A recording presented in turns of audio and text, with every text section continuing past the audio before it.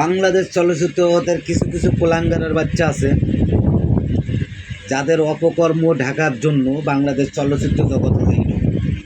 ঠিক আছে, এদের মতন কুলাঙ্গারের বাচ্চারা ওই বিএফবিসির ভিতরে কিছু অসহায় ব্যক্তি আছে, তাদের কিছু সাহায্য মাধ্যম করে, হ্যাঁ, আর ভাইরাল হয়, আর কিছু বাজে ছবি তৈরি করে এদের ফেসটা পাবলিকের কাছে পরিচিত হওয়ার জন্য, আমাদের কাছে পরিচিত হওয়ার জন্য। এসব কুলাঙ্গারের বাচ্চারা এখন আমাদের পরবাসীদের বিরুদ্ধে কথা বলে, যেমন তার মধ্যে এই 1 নম্বরে অনন্ত জলিল। হ্যাঁ, গার্মেন্টস ব্যবসায়ীরা 84% রেমিটেন্স আনে, হ্যাঁ আমরা স্বীকার করি, কিন্তু তুই আমাদের পরবাসীদের নামটা কেন নিলি, আমাদের বিরোধিতা কেন করলি? তোর কথার ভিতরে আমাদের পরবাসীদের বিরোধিতা। সকল পরবাসীর কাছে অনুরোধ, আমার এই ভিডিওটা শেয়ার দেবেন, লাইক দিবেন, যাতে অনন্ত জলিলের কাছে যায়।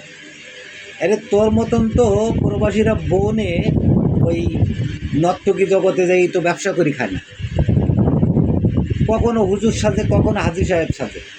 আর ও আজকে এসে আমাদের প্রবাসীদের নিয়ে কথা বলতে, এয়ারপোর্ট আমাদের নাকি ভিআইপি ব্যবস্থা আছে। কোন জায়গায় ভিআইপি ব্যবস্থা আছে?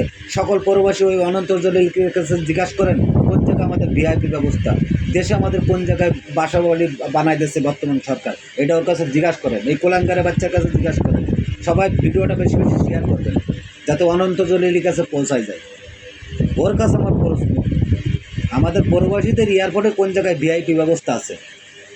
ভিআইপি ব্যবস্থা আছে, কিন্তু কেন রক্তাক্ত হতে, কেন জামার গলার ধারে, কেন প্রবাসীরা মায়ের খাচ্ছে এখন? এই এদের মতন কুলাঙ্গার বাচ্চাদের কারণে আমরা প্রবাসীরা কোনো সম্মান পাই না, কারণ এরাই বিরোধিতা করে।